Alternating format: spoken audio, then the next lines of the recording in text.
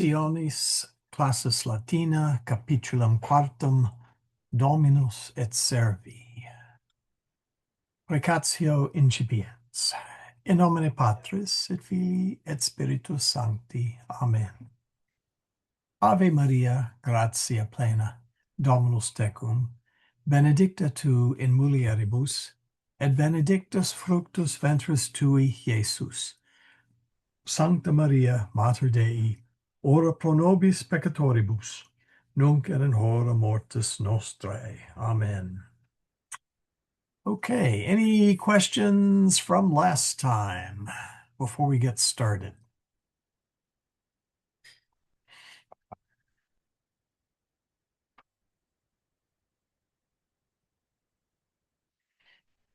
Yes? No? Okay. A couple of things I wanted to mention. Oh, I remember.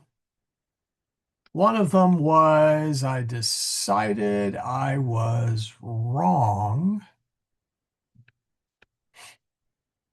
Not so much wrong as sometimes I learn a new word when I'm doing when I'm doing classical Latin, and sometimes that creeps into my ecclesiastical Latin. And after looking at discedet, it is not discedet, but rather discedet. We say descendit, and other places where we don't split the syllable there. So if you catch me saying discedet, let me know. Should be disshaded. Let's see what else. The other one is, what's this coming Sunday?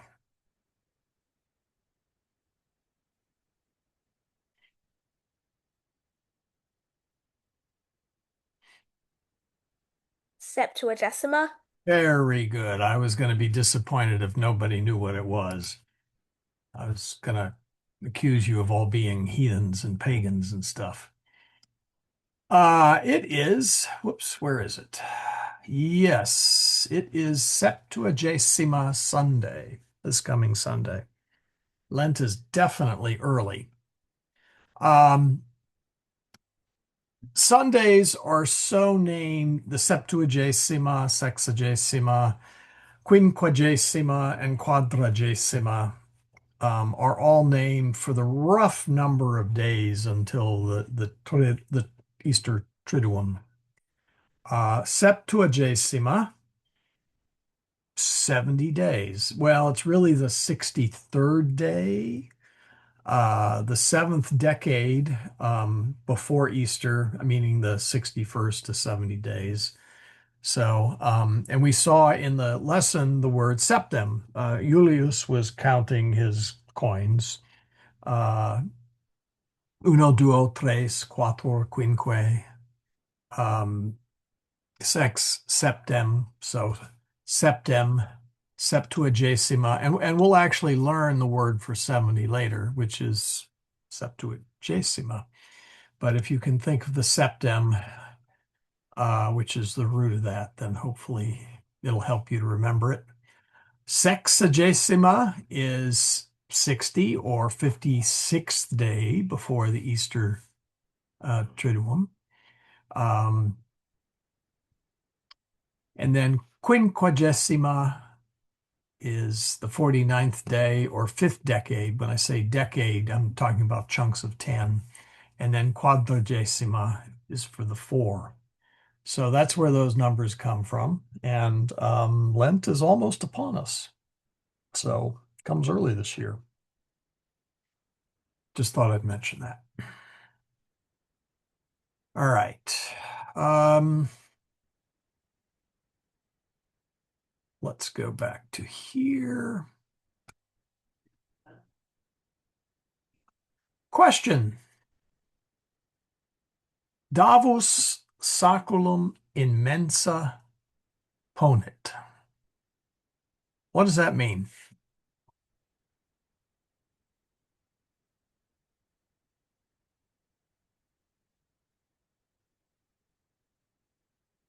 Any takers? Come on, don't be cowards. Davos places his sack on the table. Right, on the table. But what have we said in the past? We said things like Italia in Europa est. Italy is in Europe. So he is not putting his money bag into the table, but rather he is putting it on the table. And that leads me to some, let's see, can I find it? That was always my problem when we talk about people who are in equus. Yeah, here it is. Vocabula nova.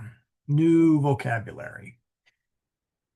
Uh, let's do this one in first here. Baculum in mensa ponit. He put it on the table. We're doing the stick now, not in the table. And I'm warning you that in is a much more flexible word in Latin than English. Okay. So we say, do we put a boat in the water or on the water?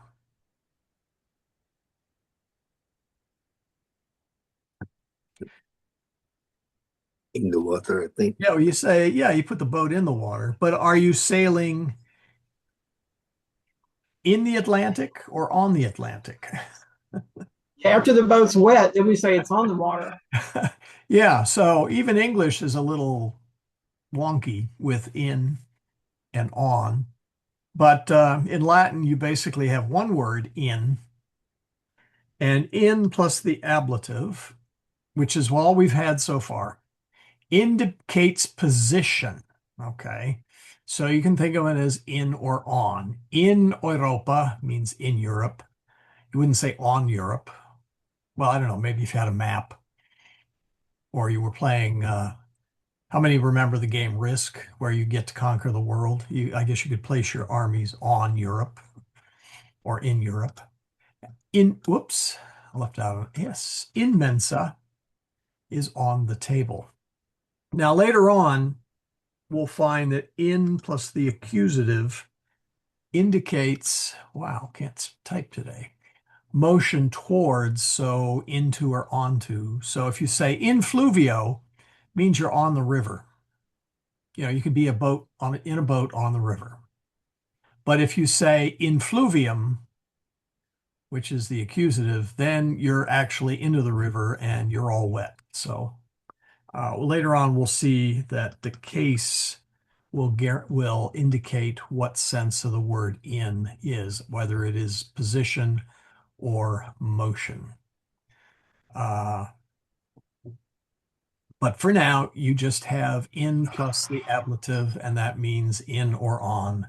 And that's really what you need. One thing that helps me is when the accusative is something where an action is being taken. So motion to me is an action. It's kind of how I help to keep those straight. Yep, very much so. Very much so. For now, we don't have that, but it's coming. Be patient. But for now, just realize that in or on, depending upon what English demands. Okay.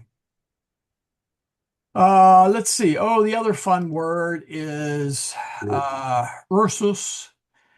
It means backward, back, turn back to, return to.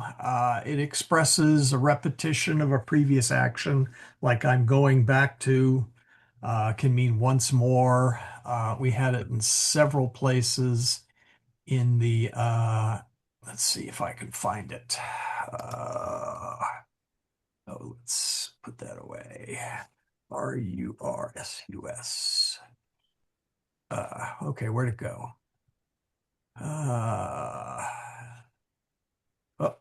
That's why. Didn't find the, hold on.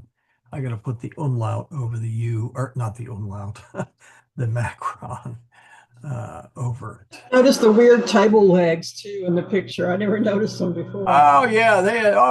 Yeah. It's like lion claws. You still see them Yeah, on. they had very decorative table. I mean, they had plain tables as well. My wife and I did go to the Trajan exhibit at the Houston Museum of Fine Arts, and they had some rather wild-looking table legs that evidently came off a table. But Rursus is, let's see, where did I see it here? Okay. So Julius Rursus pecuniam numerat in this case means Julius returned to counting his money. Uno, duo, tres. See, he was doing it up here. So he counted it. He was counting it again, is counting it again. I should use present tense since we only have the present tense. And so you will see this word used in a couple different places. I'm a little puzzled. I wasn't here. Let me do it this way. Maybe if I copy the word this way, my PDF should find it. Oh, there we go. There it is. Media or medus rursus davum vocat. So medus davum vocat. Dave said davus medum non audit neque venit. So medus calls him again or returns to calling him again. And let's see, Julius Rursus eam interrogat, again, going back and asking him again. Julius Rursus vocat, calls him again. I guess most of them in here, I guess, really should be translated as again. But you'll see that that is a very common word in Latin and is used in a number of places where we would have chosen a different word in English, but that's okay. Just keep in mind that it means to turn back to return to. Again, of course, is a very good English word. And then two others I wanted to mention, ad est and op est. We saw op est or ob est, meaning absent, and ad est, meaning present. And ad is motion towards, and op is motion away. So ad caelum, non op caelo. To heaven, not away from heaven. You probably have heard the Jesuit motto, ad maiorem Dei gloriam, to the greater glory of God, or towards the greater glory of God, or even for the greater glory of God, depending upon the English translation. So you may be able to remember it that way. We get more prepositions next chapter and then the chapter after that. So some of that is a little early, but ad is motion to the speaker, op is motion away from the speaker, or subject, I should say. So ob est, absent, ad est, present. Any questions there?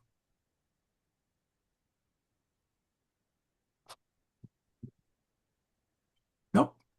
Yeah. Let me check one thing here. Okay. Yep. I'm sorry. Was there a question? No, that's me. Oh, yeah, okay. you can read it. All right. So let's get back to where we left off, which was, whoops, let's put that away. All right. We were right at the end of section 2. So is the saculo basically is that where we get the word sack? Yeah, I would imagine so. Okay. Actually, let me do a quick check in my dictionary. Let's see. Of course, sack means all sorts of things in English.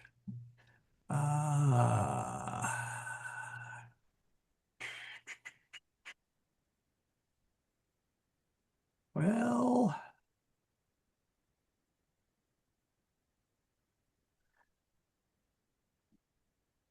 I'm looking here, and unfortunately,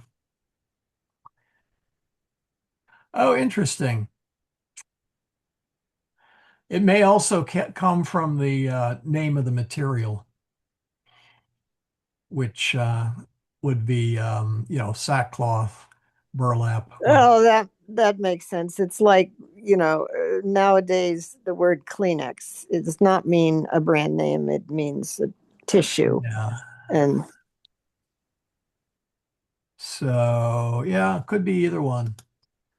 Looking at my dictionary here. But sacculus, yeah. Let's see, where were we? All right, if you remember correctly, well, actually, let's go back up here all the way for a second, just to refresh our memories. Julius Pecuni, let's see, Emilia, num hic, all the way back. Quat numi sunt in saculo tuo? How many coins are in your bag here? Julius responded, centum, 100. Emilia, nunc hic centum numi sunt? Amelia is expressing disagreement, since that is num, if you recall.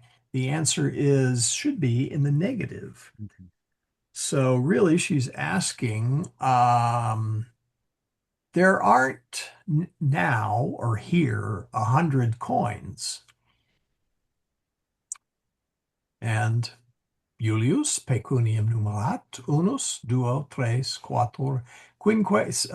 And it's a good thing he has only 10, because I'd rather not wait around for him to count all the way up to 100. We'd be here for a long time.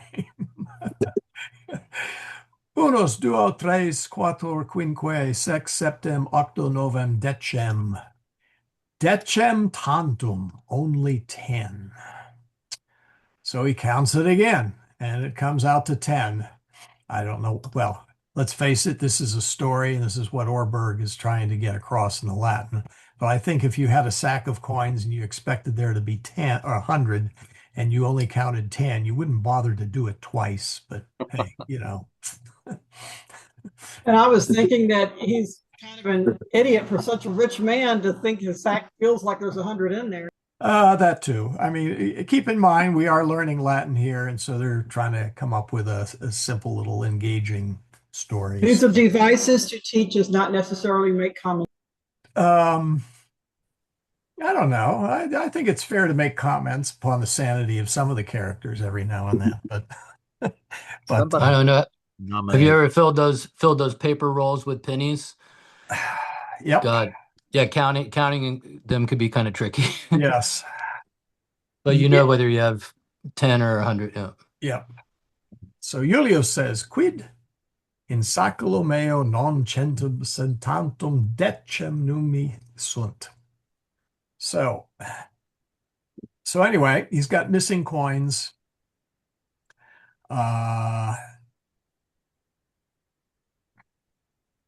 Medus is present. Davus non ad est, sed apest. So what does he do? Medus davum vocat dave. Eventually, Davus venit. Iam duo servi ad sunt. So now there are two present. So then we go through I won't go through the interrogation, but basically Julius, he does not initially accuse them. That would be in poor form, but Medus, on the other hand, does accuse, let's see here. No, actually, that's not true.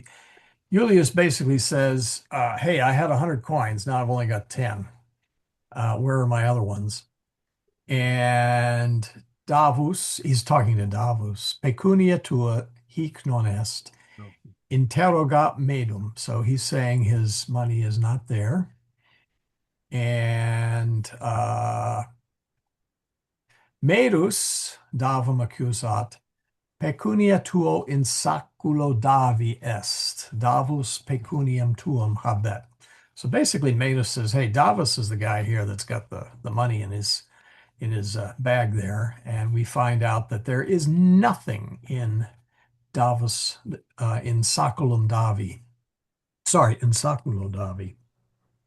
Hey, Michael, Yeah, can you refresh my memory? Is Numi any kind of coin, or is yeah, it a it's particular coin. kind of Yeah, numus is coin. It can be any kind.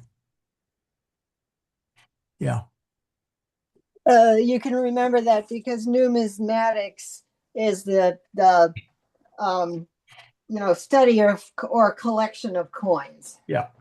That's great. Yeah. Numismatist. Numismatics. Yeah. Yeah. And a numismatist is a collector of coins. So, yeah. So it's any coin. I was a coin collector when I was a child, and I was a school spelling champion. I made it to the final 10 in the greater Houston area. And the word that I misspelled was pneumatic because I thought they said numismatic. And they didn't believe me that that's what I thought. But I knew Oh, yes. Pneumatic Begins with as a it P. is a P. Yeah, it was just the first letter. Yep. So I said the first letter, and they said, "You're out." And Wow. Yeah, that's one. you would have thought that being a coin collector would be a disability in a spelling contest. I made the mistake of not asking for the definition. Yeah.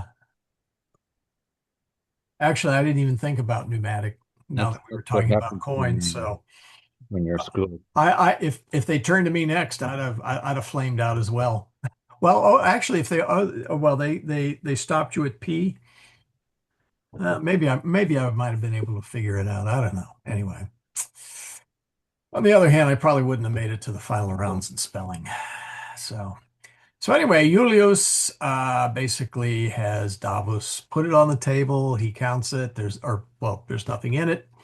And let's see here. Ecce numus tuus Dave, Julius unum numum ponet in saculo Davi. So Julius basically gives him a coin. Behold, We don't know. I wouldn't use behold in hold that your case. coin, Davos.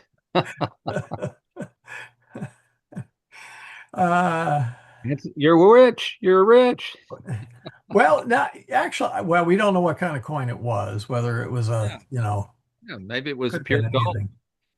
But actually, that's kind of important because slaves did earn money and were able to accumulate money, and if they had enough, they could buy their freedom. Yeah, that's what's called a peculum, right? Peculum? A peculum. Yeah, in English, they would have called it a peculum. And it just meant the money they were regularly given as gifts or even as earnings, but often it was, for special periods of time, special celebrations. Yeah. So anyway, so Davos saculum suum sumit et discedet. By the way, I think you tuned in late, Alex, and I'm going to recant on discedet thoroughly and do penance. I say descendit, right? Descendit in, the creed. So it really ought to be discedet, not discedet. Okay. Discedet. So we split it on the DI. Although to be fair, we would often split it between the two consonants. So, but let's face it, every language has to have a few exceptions, or it's not a real language, right? So that puts us now on. It sounds better. Yes. So Davus et Medus absunt. They are gone. So now we need a Julius and an Emilia. Do we have any volunteers for Emilia? Well, I can do Amelia. Okay. And how about a Julius? I'll do Julius. Okay. And that was Connor, right? Yes. Okay, let's go here. So, Julius. Davus bonus servus est. Is non habet pecunia meum, sed ubi est pecunia mea mede, quis pecunia meum habet? Medus non respondet. I get to be the narrator. Right. Julius. Cur non respondet. Medus non respondet quia abest. Is it abest or abest? Ab est. Est. And Est. yeah, Est. yeah, and it will, From two words. yeah, and it will sometimes sound like op est. The B could be a P, but ob Yeah. est. Est. Okay. Nullus servus ad est. Ad est. Ad est. Ad est. There we go. No, it's ad est. Op est. Ad est. Okay. Sorry, yeah, sorry. The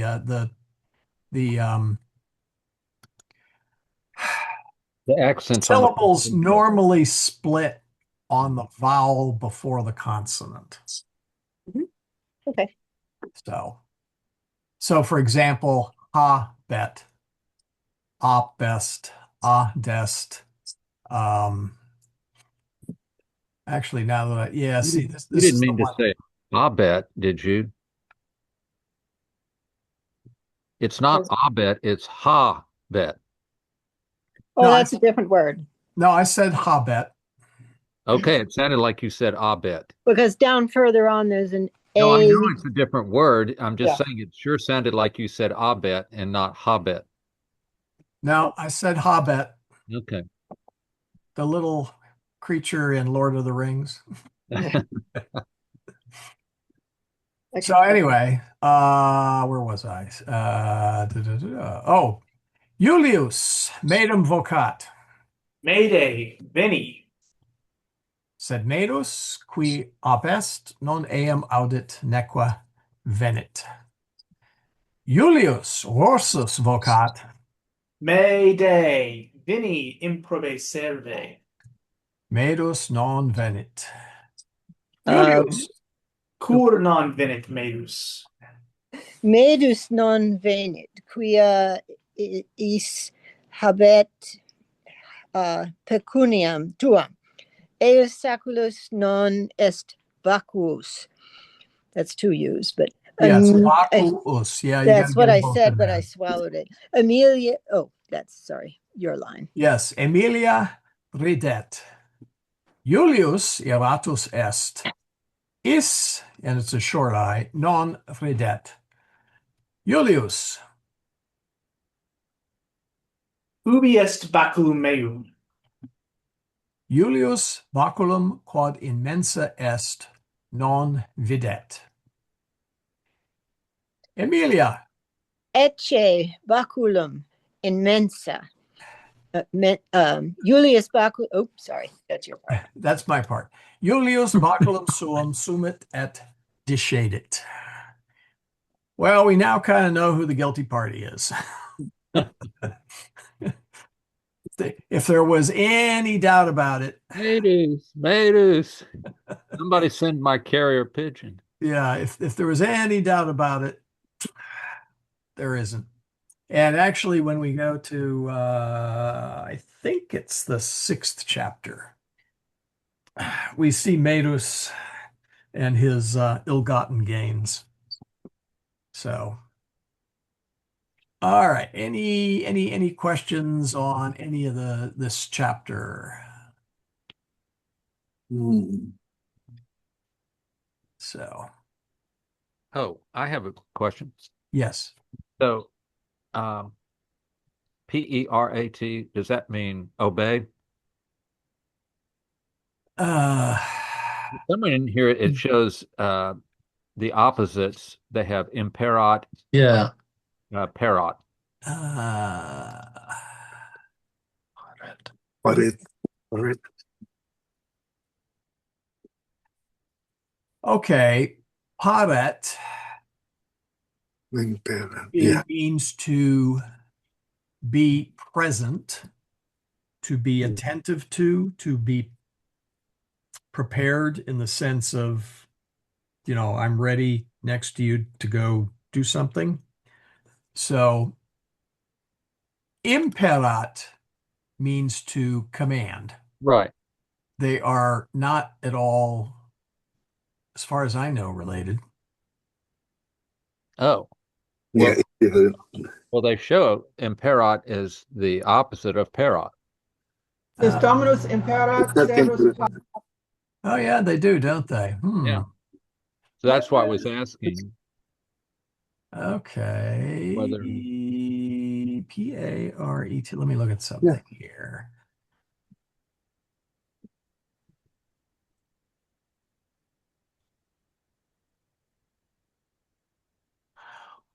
No better. Well, okay. Paro, it means is paret is to be, appear, be visible. I'm not sure why. Well, let me look at here there for a moment. Uh,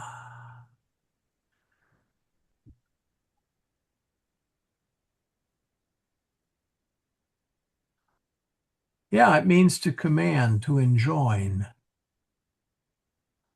I'm a little puzzled why they have those as opposites. You could spend time looking at it, but it also could be one of those things like in English, we forgot there's like flammable and inflammable are not opposites. They mean the same thing. And maybe they just made a mistake.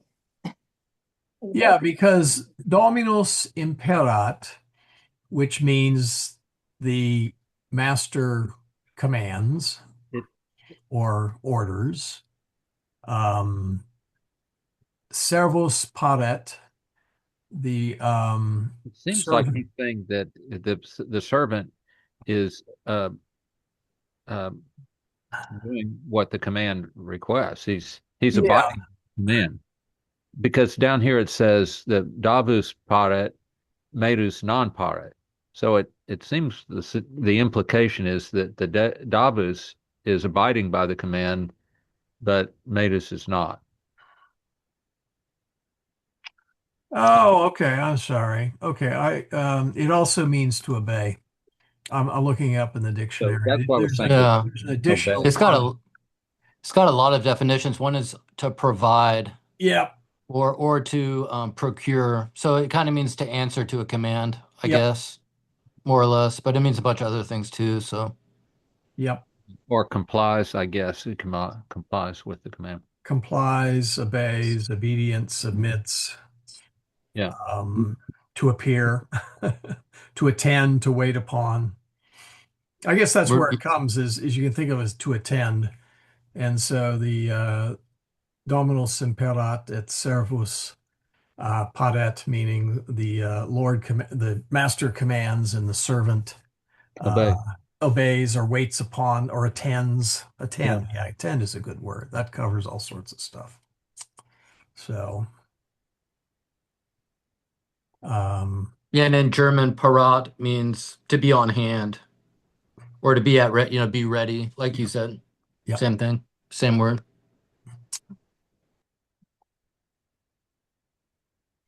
Any others?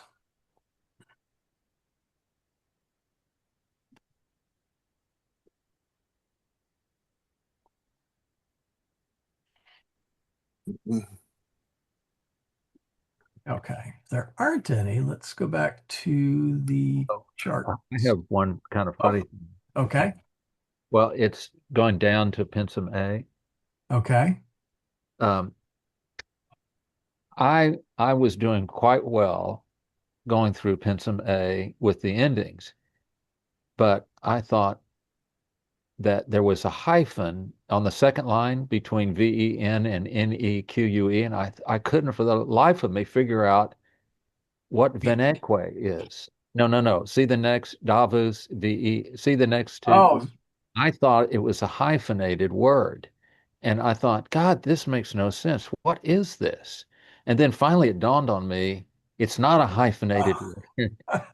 It's an ending after the it's V. yes, And I thought, yes. Veneque, what the heck is Veneque? So sometimes, Yeah, sometimes those hyphens are placed. obviously, if it had been in the middle, then I wouldn't have made that mistake. But Yeah, it was just funny. It finally dawned on me. Okay, maybe it's Vainid. Venet. Yeah, shorty Venet. Yeah. Yeah. Let's see here. Let me actually bring up. Okay, I will. Oh, well, let's see. Oh, wait. Let's go back to questions. I'll put it in here. Okay, Venet is he, she, it comes. Veni, we'll put in the long I, means come. Mhm. But if we say veni,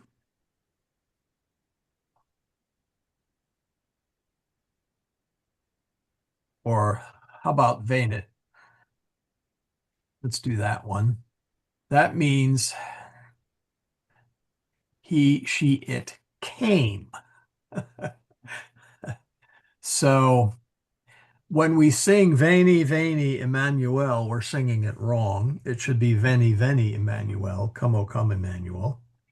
I'll tell And Catherine. in fact, if you say the word Veni, again, this is getting ahead of things because we haven't had the past tense. That means I came. Hmm. So really, you're saying when you sing Veni, Veni, Emmanuel, you're saying I came, I came, I came, oh Emmanuel. So That sounds sacrilegious. it does, doesn't it? However, I recommend you don't try and convince others around you or the choir master or, that, hey, you're saying it all wrong. Yeah, It's, I think you should be the one who chastises those singing around you thank you. during Mass. That's when my martial arts skills will come in handy Yeah. too. Is that the idea? Yeah. The tendency in English when you're in ecclesiastical Latin, especially with singing, is you just make all the vowels long. It makes it easier. But just, be aware of that. Are there Uh, other verbs that come to mind like that where the short E and let's see. Hmm. anyway? Well, there's a lot. Okay, there's a bunch of words that venio, venire are like convenio and the various prefixes you can put on it. I'm not sure. Let's see. What is the past tense? Well, it would help if I could type it right. Convenio. Oh, yeah. Okay. It's a lot of its derivative words also have the short in the present and then the long in the perfect. So that's the perfect, the veining. Yeah, yeah. Okay. All we've had so far is what's known as the present tense. Okay. This is the past tense, or more accurately, the perfect tense. And we have a long ways before we get to that. But a perfect tense is an action that has been completed in the past. Like last Sunday, I went to Mass at Annunciation. Went is in the perfect tense. It is an action that is completed in the past. If I'd said this Sunday I will go to Annunciation, then that's the future tense. And if I said I am going to Annunciation, that would be the present, meaning right now, that would be the present tense. And by the way, I don't know if I'll make it to Mass next Sunday. The wet dress rehearsal has been delayed for 2 hours because it's too cold in Florida right at the moment. You mean 2 days? I hear there may be iguanas. Did I say 2 days or 24 hours? What did I say? You said 2 hours. 2 hours. I said 2 hours. I meant 2 days or 48 hours. Excuse me. So instead of getting up at 5 a.m. tomorrow, I got to get up at 5 a.m. Sunday. Ugh. So we'll see if I can make it. But anyway, yeah, well, actually, that leads very nicely into something here, which let's talk about verbs. Okay. Latin verbs, and this is the same as English verbs, have what's known as person, mood, and tense. So persona, person, same as English. Persona prima is I or we. Persona secunda is thee or thou. Persona tertia, he, she, it, they. And we only have persona tertia right at the moment, third person. And then modus is mode, or sorry, mood, excuse me. The indicativus, which is the indicative, whoops, and that's a statement which may or may not be true, but it is a positive statement, okay? I mean, it says something. It doesn't indicate, okay, for example, Britannia insula est. That is a statement.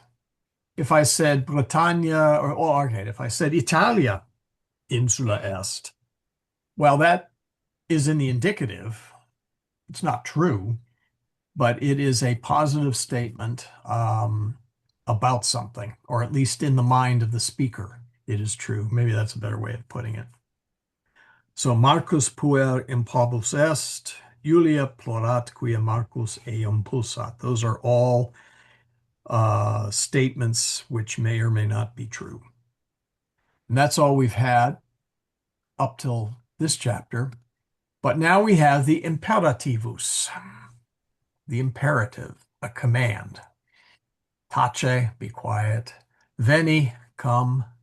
Discedi, or discedi, depart. And then lastly, tempus, tense or time. Present, we only have one at the moment, presens. But there are other tenses that we'll learn about in the future, as well as actually other moods. So those are the parts of a verb. And the modus indicativus is used to state something the speaker believes to be true or as a fact, or maybe at least wants us to believe as a fact. And we've seen this in all the sentences up until chapter 4, okay? As I said, Marcus puer improbus est, Julia puella parva est, etc.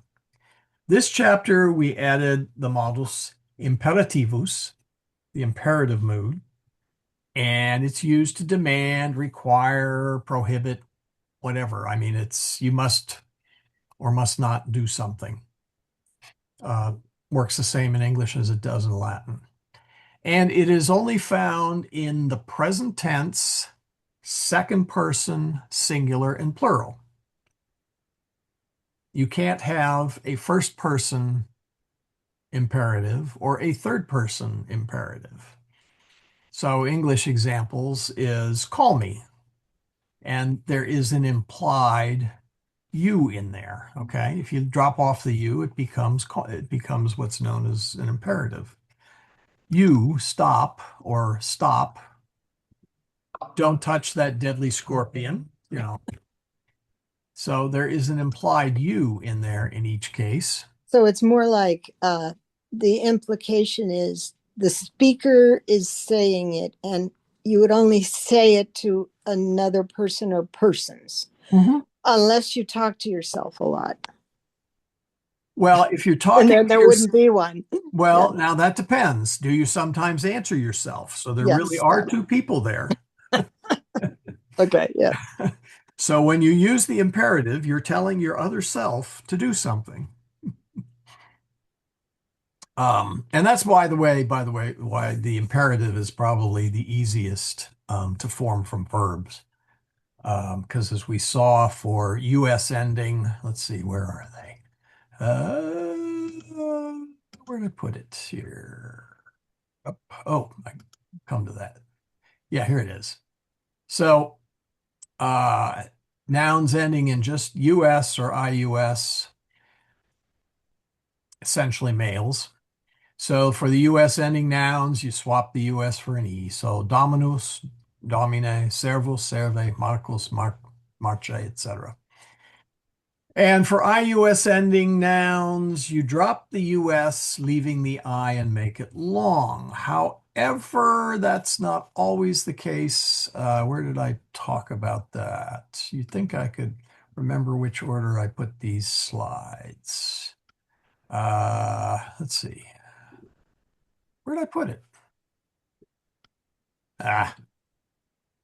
Give me a second here. IUS.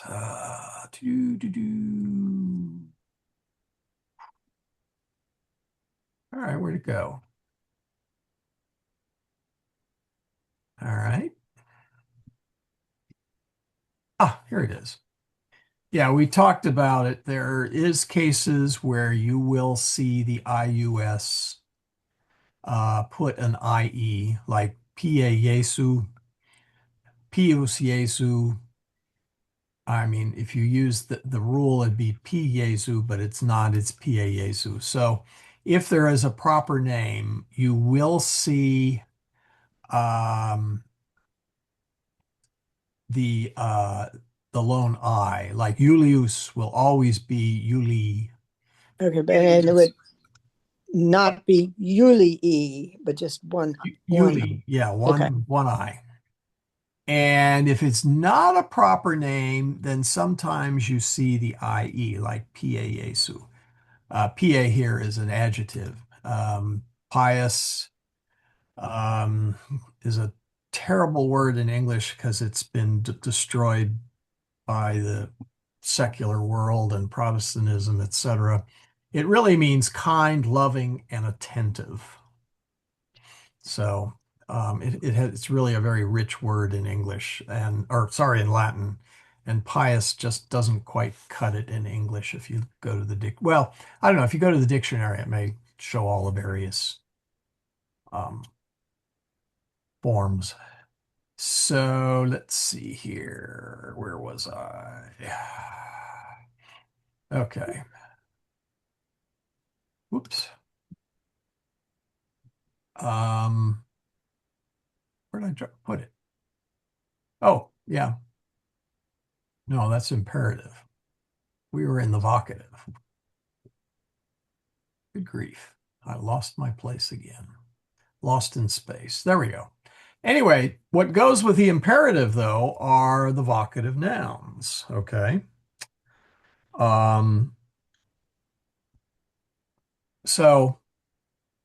Here we go. So it's really easy.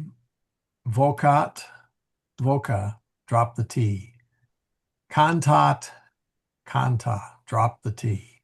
Videt, vide, ridet, ride, ponit, pone, sumit, sume. You basically drop that T in order to get the singular imperative form. The plural imperative form is you would actually put a TE in it, like vocate, cantate, pulsate, ponete, sumite, and we'll get those. I think it's the next chapter.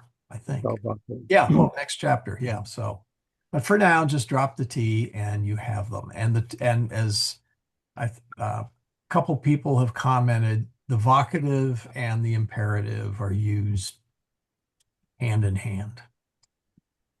So, any questions there?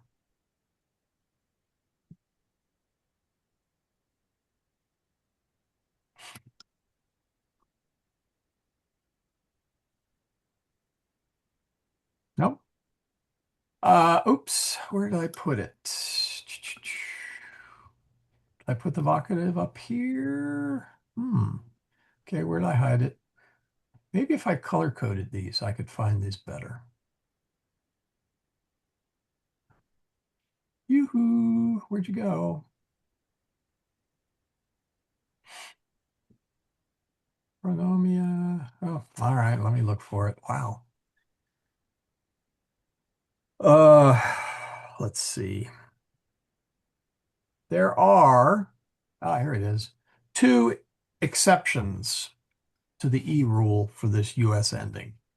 Deus and Agnus do not use the E form. So if we say, and this is the start of the hours, Deus in adiutorium meum intende, Domine ad adjuvanda me festina. This is direct address. What this means is literally, oh God, reach out and help me. Oh Lord, make haste to help me. So Deus, there's no D-E-E. And Agnus Dei, we have in the liturgy, Agnus Dei qui tollis peccata mundi. Agnus Dei, we don't say Agne Dei, we say Agnus Dei. Domine Deus, Agnus Dei. So vocative, but it keeps the US form. Vocative, but it keeps the US, and that's genitive.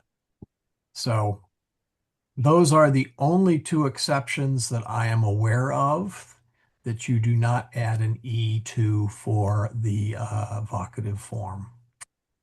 It seems like it would make more sense for any masculine noun that had an E before the US, you would just keep it and not like try and switch it to an E. Well, Marcus, Marche. Oh, yeah, I guess you're right. Yeah. Now, one of the reasons that that's easy is because it's got a nice consonant in there. It's not it's not mus, meus. Well, okay, shoot, if it's meus, oh, that's an interesting point. Well, anyway, I'll think about that later. But anyway, yeah, it's I am unaware of any reason why those 2 are the exception. But Marcus, Marche, Paulus, Paule, let's see, Matthäus, Matthew, or Lucas, or sorry, Luke is, oh, yeah.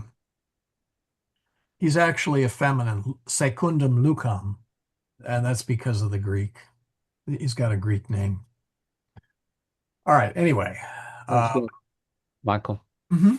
just a brief comment. I think that last sentence is a good illustration of seeing the vocative other than the Deus and the Agnus and the vocative with it. In other words, you've got Domine, which is in the vocative, and Deus and Agnus. They're all in the vocative, but in contrast to the Domine, you see the Deus and the Agnus. Right.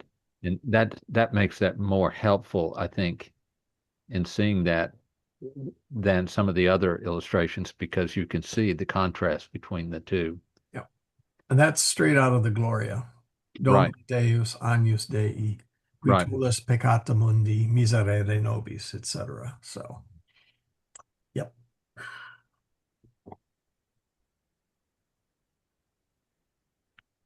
Okay, let's see. I think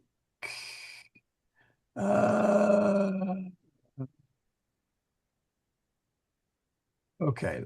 We're gonna do, yeah, let's go through pronouns one more time. Actually, no, I want personal pronouns, possessive pronouns. There we go. Excuse me. It's the possessive pronouns that are a little bit different. So, possessive pronouns, we have my, thy, and his, her, or its. So, meus, mea, meum, tuus, tua, tuum, sua, sua, suum, and then eius. And eius is kind of the joker in there.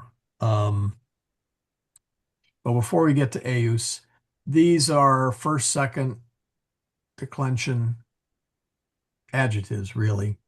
And they follow the same rule as the Latin adjectives and the same rules as the first and declension nouns. So, baculum, well, actually, let me jump over to here. There we go. Baculum. So, baculum meum, baculum tuum, baculum suum, saculus meus, saculus tuus, saculus suus, mensa. If you look at the last line of the narrative on page 30. Yeah, let's see here. At the top, the last line. There we go. Yeah.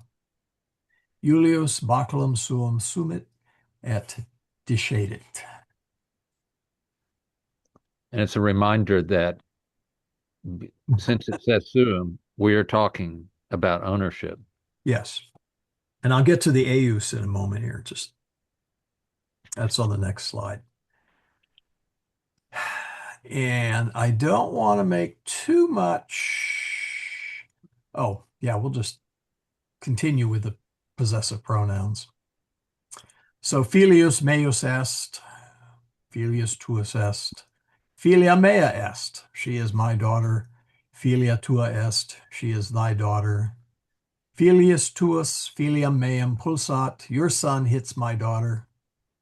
Filium meum, filia mea pulsat, my daughter hits my son. Notice we can play with word order, okay? This does not mean my son hits my daughter.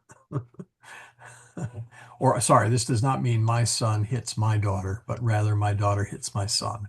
And that's because those are in accusative. So just watch out that you don't get lulled into a false sense of security with, oh, I should underline that.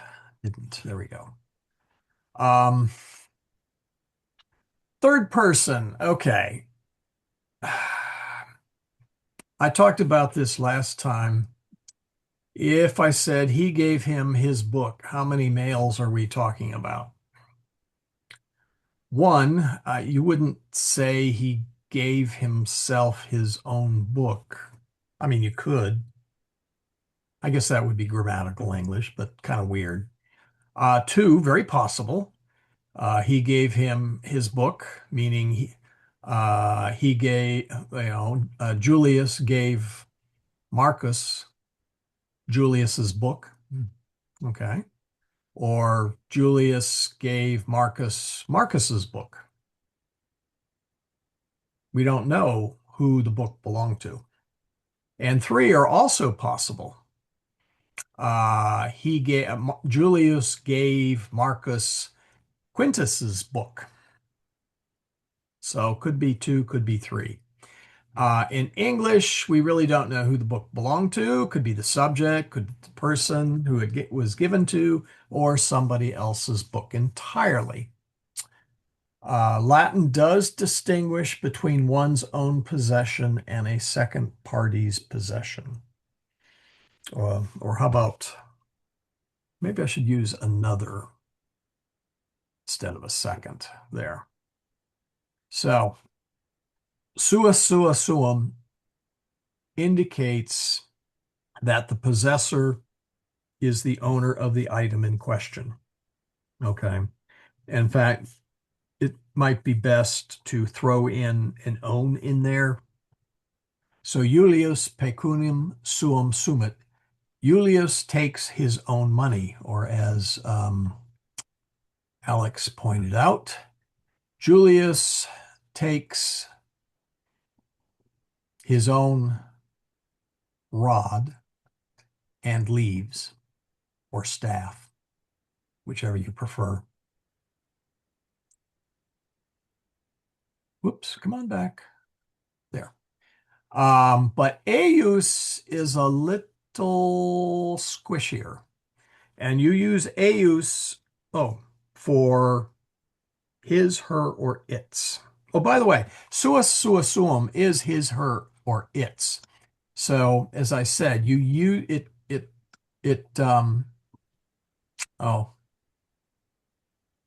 agrees.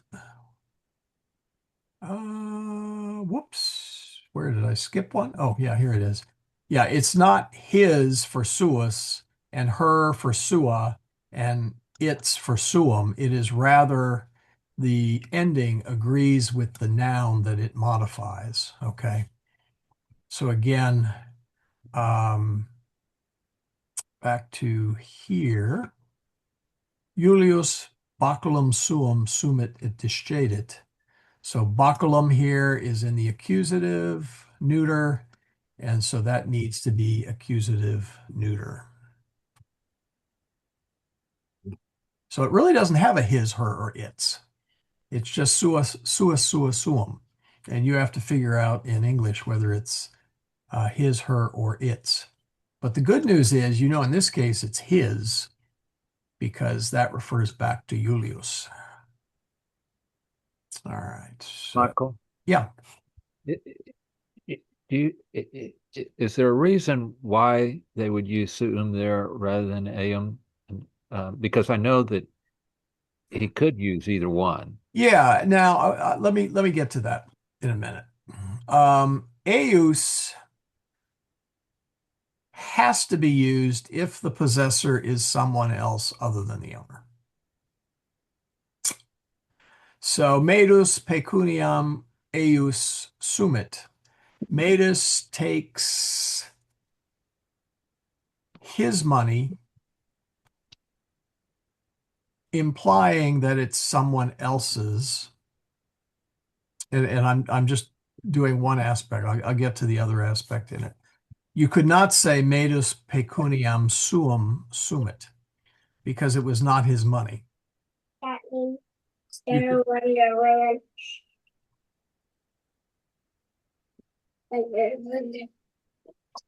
I think somebody has an open microphone with a young person present. Anyway, A future now, yeah. Now, do you always have to say suus, sua, suum if it is the possessor? No, you don't. You don't actually have to always say that.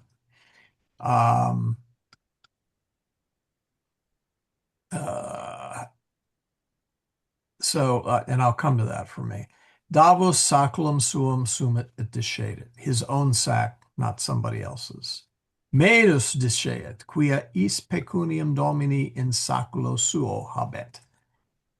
Medus leaves because he has the master's money in his own sack. Mm-hmm. Julius pecuniam suum habet, Julius's own money. Aemilia baculum suum habet. Amelia has her own stick, and she's not afraid to use it. Would have put a U between the L and the M on that one. Yeah. There we go. Now, it is true that eius can be used generically.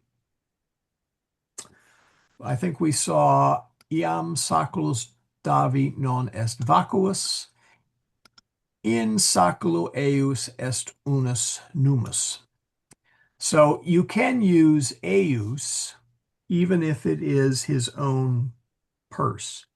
It's kind of generic his, her, or its. And you will see, let's see, what's the next one? Oh, yeah. You'll see in the that in this chapter they will use eius When they could have used Sue's. yeah, when they could have. Saculus Julii non parvus est. Julius's bag is not small. In saculo eius est pecunia. He could have used Sue's there. Could have used suis, or well, suo. It would be Suo. in saculo suo. Yeah, Suo. Yeah, so Hey, Michael. yeah. Yeah, I was reading in the companion on the AUs thing. It just said that it would use AUs if the grammatical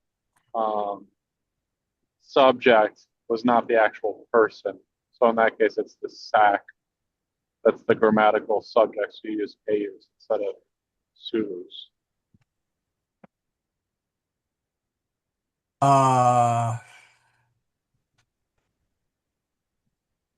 Actually, pecunia is the subject. Money Or is sorry, in his pecunia. sack. Yeah. But not yes. Julius. Is what I'm saying. Yes. Oh, well, oh, wow. I missed that terribly. You're right. Oversight on my part. Yes, pecunia is the subject. And so if you said in saculo suo, it would be the money's own bag, which is, you're right. I overlooked that. Thank you. So yeah, if the subject is not the owner, then you are you have to use eius. Let's see. I thought there was a place. No, actually, they don't. Yeah, okay. Yeah, okay. Yeah. So if the subject is not the owner, then you have to use eius. You will see eius used in some places where sua sua suum can be used, but usually that's out of laziness. But certainly not in this case because pecunia is the subject.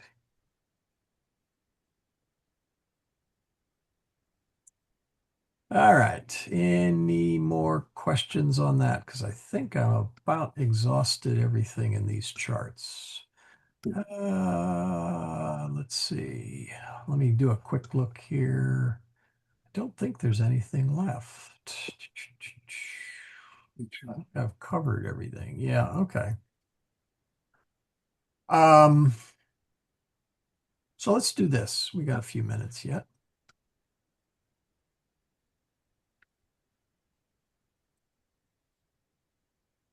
Okay. Quat numi sunt in saculo Julii? Quat numi sunt in saculo Julii? In saculo eius sunt decem numi. In saculo eius sunt, oh yeah, very good. Adesne davus in scena prima. Adeste davus in scena prima. To refresh your memory. Scena prima. Julius Aemilia Medus. Oh, I missed that. Not as in chainum. Oh, no. This is as in Okay. scene. Yeah, this is So- scene. Okay. Did you say abest davus in scena prima? You could say abest. You could say non adest. Your choice. Quis davum vocat? Quis davum vocat?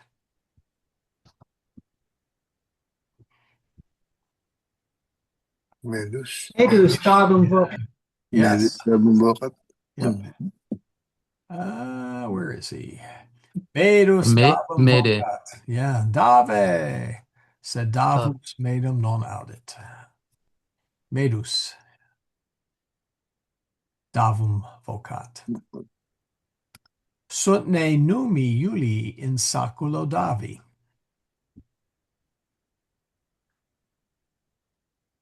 Sunt ne numi Iulii in saculo davi. There's actually two ways to answer that. In saculo davi non sunt numi Iuli.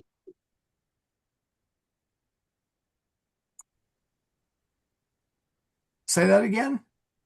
In saculo davi. Non sunt numi Iuli. Oh, okay. The audio broke up a little bit there. Correct. Now you could say, well, actually, you could say unus numus Iulii nunc in saculo davi. But not at the beginning. Yeah, not at the beginning, I know. And they clue you in on that because quid Iulius ponit in saculo davi. Yeah. Yeah. Iulius ponit unum numinum in saculo davi. Quat numi iam in saculo Iuli sunt. Iulii, sorry. Dropping the, I made him vocative. Unus. Numi. Yeah, unus. Mhm. Or actually, it should be unum sorry, no, it's unus numus. No. Numus, yeah, US ending. What am I saying? I thought it was Dachum. What? I thought it was 10. I thought it was Dachum for in Julii. Oh, sorry. Saculos Julii. Sorry. It's Novem. Quat Oh, numi. Novum. Yeah. Okay. Novum. Now we're doing subtraction. Yeah. That's a clever one. Yes. Okay, got me. It got me too. I'm going, even when I was asking, I said, oh yeah, I got to remember to say 9. So what do I say? 10. Yeah. Actually, no, I said 1. Yeah. Quat numi in iam in saculu Iuli sunt novem. Es ne vacus saculus medi. Baculus medus non est vacuus. Saculus medi non est vacuus. Vacuus, yes. Cur medus discedit. Sorry, discedit. I got to correct myself. Cur medus discedit. Quia habet pecunia Iulii. Yeah, pecuniam. It sounded like you said pecunia, but it would be pecunia. That one. Is that a question? I'm just saying. Medus discedit quia is servus corvus est, et pecunia Iulii in saculo suo.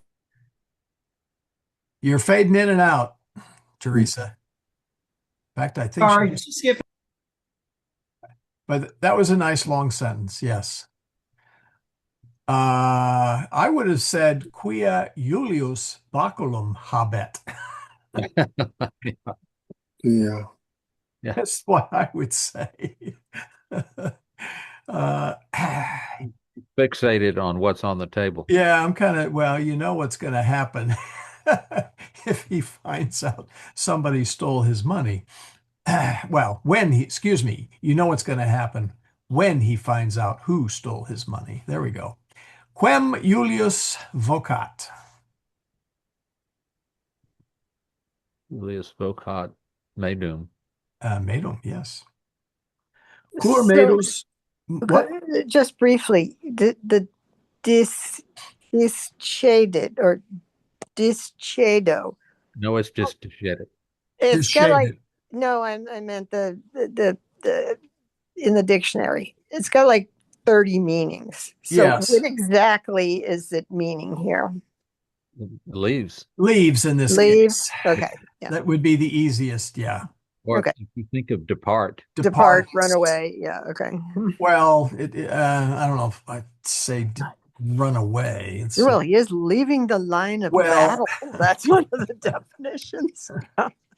no, It means abscond with the It really means to part or To separate, split.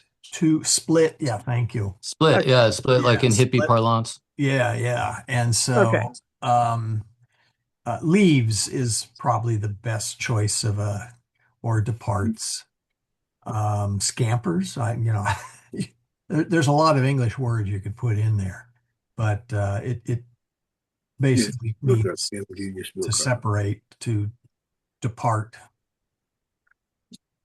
Let's see. Oh, cur medus Julium non audit.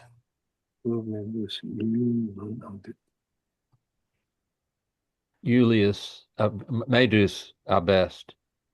Yes, very good. Medus abest. Medus is not there. All right. So for next time, we will go through for the next time, we're going to do the Grammatica Latina.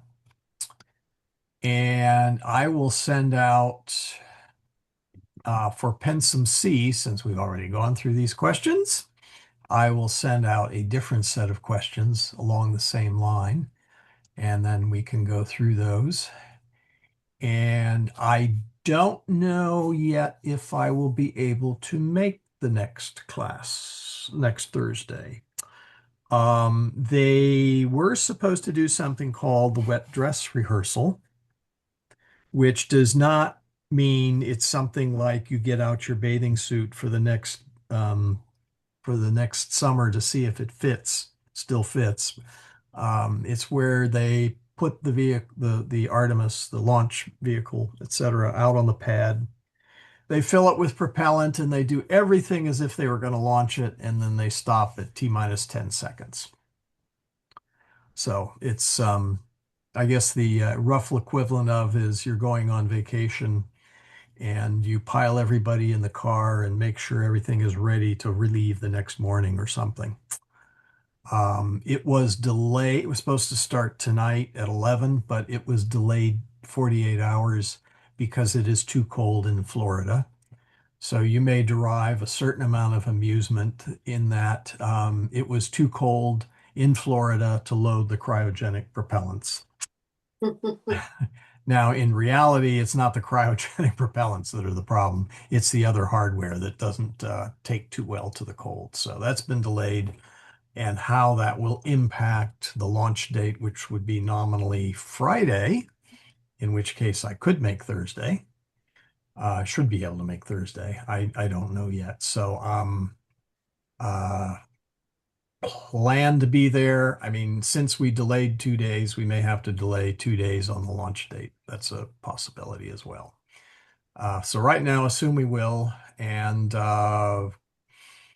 read a couple of times through chapter 4, listen to it, go back to a few chapters, and work through the Grammatica Latina and do the pensa, a, ab, a. You can do the che as well, but I will try and send out in the next couple of days.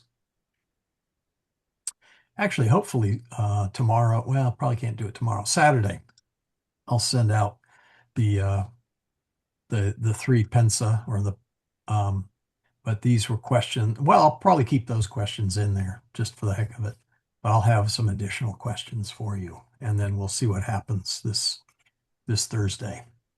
I'll know better. I'll have a better idea after the wet dress rehearsal. If it goes swimmingly, then we may launch on Friday, or they may delay it a day or two. They have to drain the tanks and do a whole bunch of things. You can't just let it sit there on the pad with cryogenic propellants. You got to drain it.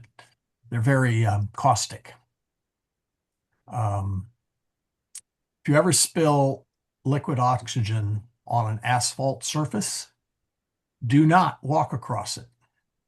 It will spontaneously combust just from the pressure of your shoe. So it's kind of, you think of oxygen, oh, that's great stuff, which it is, but liquid oxygen is tricky stuff. So there's your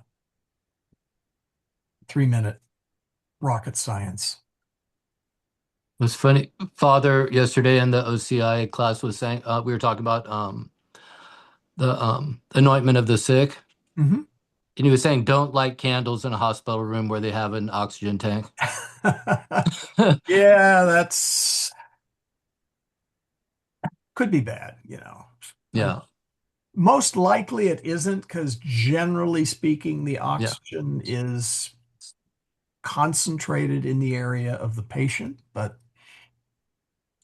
you err on the side of caution. yeah, err on the side of caution, you know, because I mean, it could be you wouldn't want to have a freak accident, you know, cause something to you know, to cause a injury or death or explosion or other nasty things.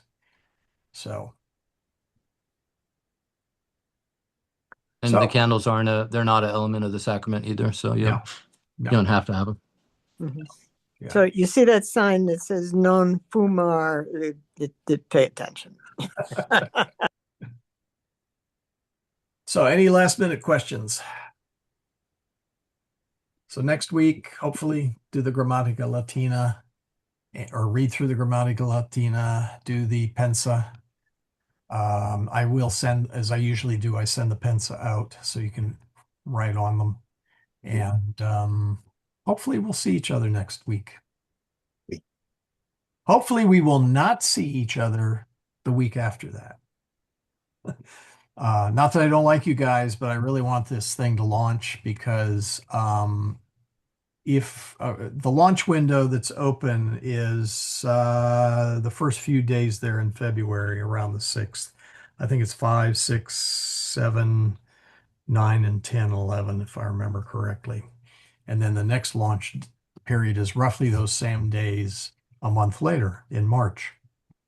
And then if not, a month later in April. And the reason for the month later is the moon orbits around the Earth in about 1 month at a time, one period. In fact, month is where that comes from. So the problem is those launch days are not nearly as favorable as the ones that are in early February.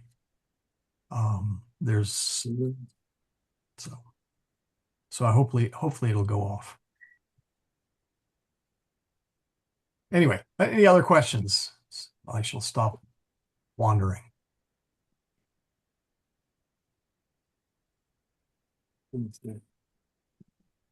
Okay. Well, then let us finish up with the Precatio Finalis.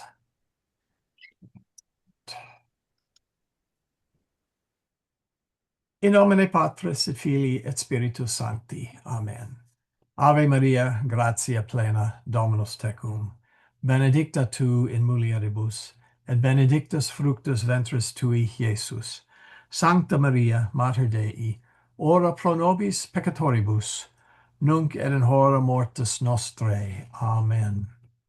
And so with that, the class is over.